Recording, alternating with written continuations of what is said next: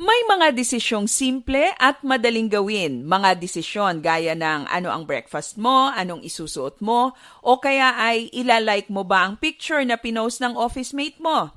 Pero marami din naman ang desisyong mahirap gawin tulad ng ano ang kursong kukunin. Sasagutin mo na ba ang nanliligaw sa iyo? Magmamigrate ka ba sa ibang bansa o mananatili ka diyan sa iyong trabaho gayong may mas magandang opportunity na dumating? Most difficult decisions have long-term impact in our lives, kaya nga, hindi ito madaling pagpasyahan. Araw-araw, may mga desisyon kang kailangang gawin. Paano nga ba tayo makagagawa ng tama at matalinong pagpapasya, lalo na sa mabibigat na issue ng trabaho, negosyo at buhay natin? Magandang araw, ako si Maloy Malibiran sa Lumbides para sa Pro Tips, partner mo sa inspiradong trabaho at negosyong umaasenso. May magandang paalala ang American clergyman na si Dr. Robert Schuller tungkol sa paggawa ng desisyon. Ang sabi niya, never cut a tree down in the winter time. Never make a negative decision in the low time. Never make your most important decisions when you are in your worst moods. Wait, be patient. The storm will pass, the spring will come. May mahalaga ka bang desisyon na kailangan gawin ngayon sa iyong trabaho o negosyo? Pakinggan mo muna ang mga gabay na ito. Una, think hard. Major decisions should never be made on a whim. Dapat itong pinag-iisipan ng mabuti. Pag-aralan mo ang iba't ibang anggulo ng desisyon na kailangan mong gawin. Weigh the pros and cons. At hanggat maaari, kumonsulta ka sa mga eksperto at may karanasan sa pinagdaraanan mo. Ang mga desisyon na tiyak na may malaking epekto sa ibang tao ay dapat na pinag-uusapan at pinagkakasunduan. Halimbawa, ikaw ay pamilyadong tao at may plano kang magtrabaho sa ibang bansa.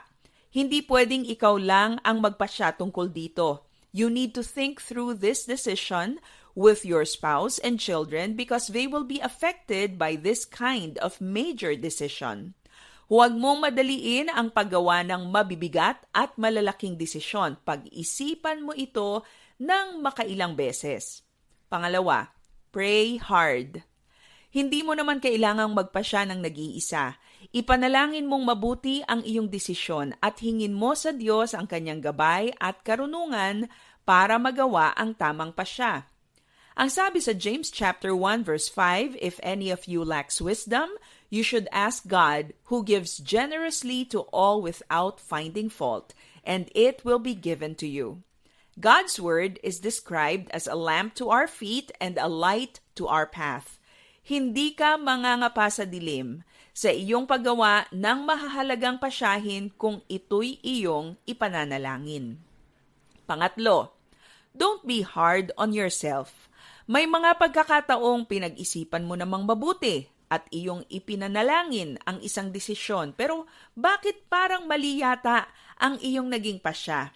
Sa mga pagkakataong hindi ayon sa inaasahan mo ang naging resulta ng iyong desisyon, iwasang manisi ng ibang tao at iwasan mo rin ang sisihin ang iyong sarili. Don't be too hard on yourself. Sa halip na sisihin ang sarili, pag-aralan kung saan ka nagkamali at matuto buhat dito. We should grow wiser with every decision that we make. Gagawa ka ba ng mahirap at mahalagang desisyon ngayon? Think hard and pray hard. And in case your decision doesn't turn out well, don't be too hard on yourself. Ang maling pasya ay pwedeng maging mahusay na tagapagturo para ikaw ay matuto at lumago. Para sa Pro Tips, ako si Maloy Malibiran sa Lumbides. Be a blessing in the workplace today.